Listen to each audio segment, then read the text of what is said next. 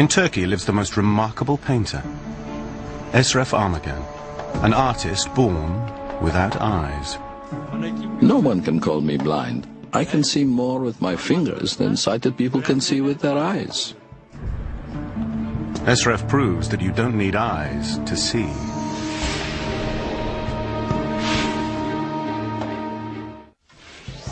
At the University of Toronto, perception and cognition psychologist Dr. John Kennedy is investigating the abilities of an astounding man, Eşref, the blind painter.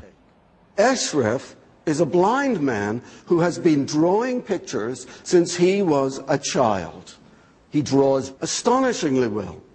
Many people would say he draws better than many sighted people. Eşref lives in Turkey.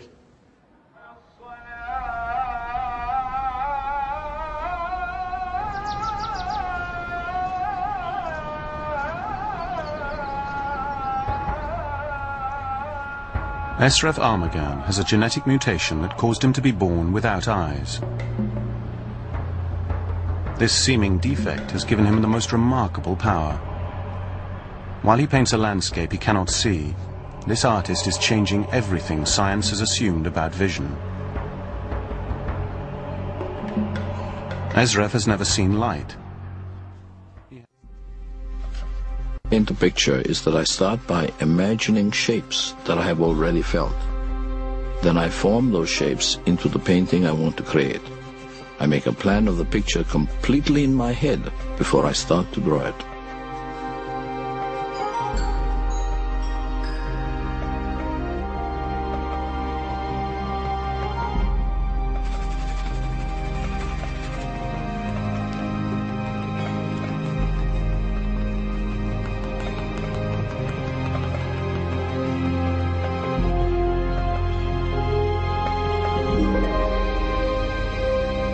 What's astounding about Eşref's paintings is his use of color, shadow, and composition.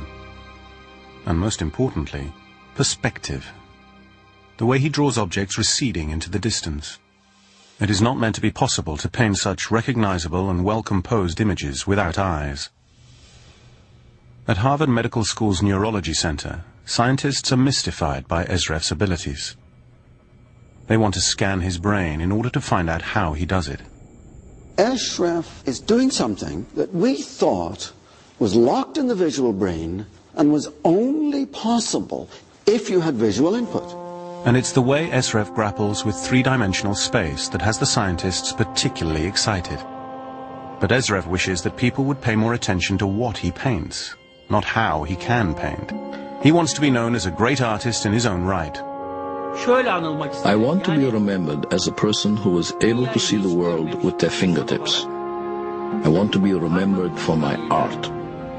But for now, he's agreed to help the scientists. And Dr. Kennedy has devised a most ambitious experiment. He wants to find out if Eşref truly understands perspective. And my experiment is going to be asking Eşref to draw a particular building in Florence, in Italy, that was the source, the origin of the discovery of perspective, how we show depth in pictures. In 1413, Filippo Brunelleschi stood on the steps of the Duomo, the great cathedral he designed and built. He looked across the square at the baptistry, an octagonal Roman structure. It was this building that finally unveiled to him the equation for perspective. The complex geometry makes it extremely difficult to draw, even if you can see. Can he tackle a complicated object like the baptistry and handle all its parts and draw it and get all three dimensions of space and get them right? If he can, this man is astounding. Eşref, the blind painter, has arrived in Boston. He's agreed to meet the world-renowned neurology team at Harvard. They're amazed by him and want to know how a man without eyes can paint such incredible pictures using scale and perspective.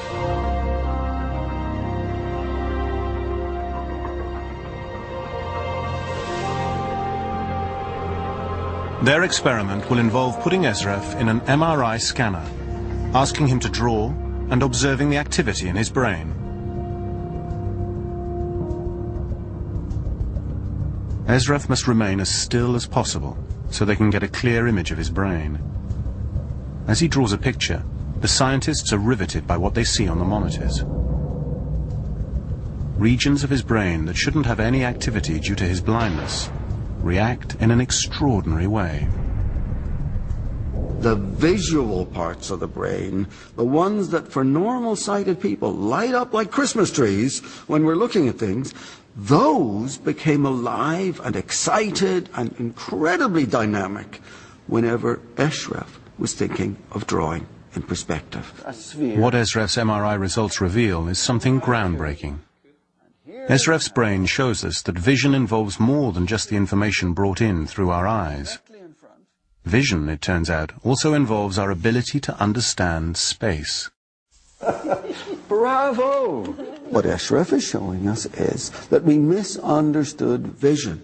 So we thought pictures are creatures of vision, because they're dealing with distance and direction and angle, and now we realize all of those things are available to touch as well, and so we can have tactile pictures as well as visual pictures.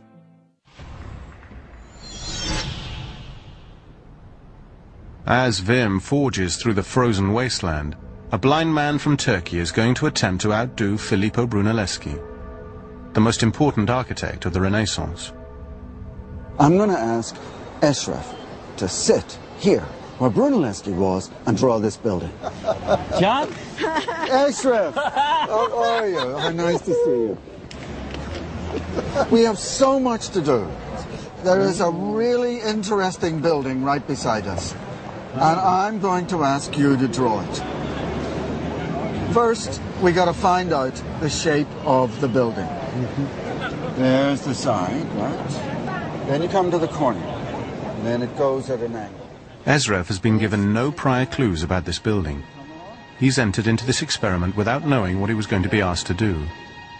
What Eşref must do is draw the sides of the baptistry upwards and downwards, so that the lines converge on the horizon. This is what Brunelleschi did, and this is what even now most sighted people get wrong. Okay, Eşref, what I would like you to do is to draw the baptistry as if you're standing in front and the roof is far above your head and you're in front of one wall of the building. I'm new.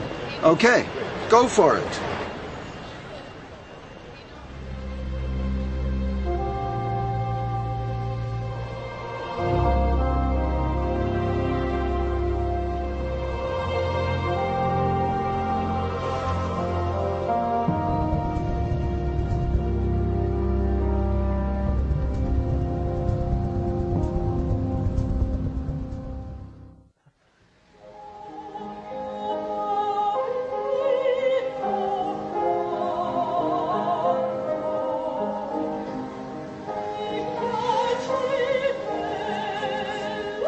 For Eşref, this is the moment of truth.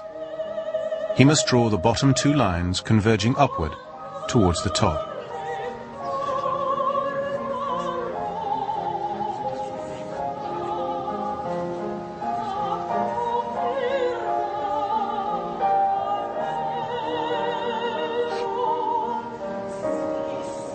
Eşref Armağan has just set his place in history. He has outdone Filippo Brunelleschi, a Renaissance master. Okay.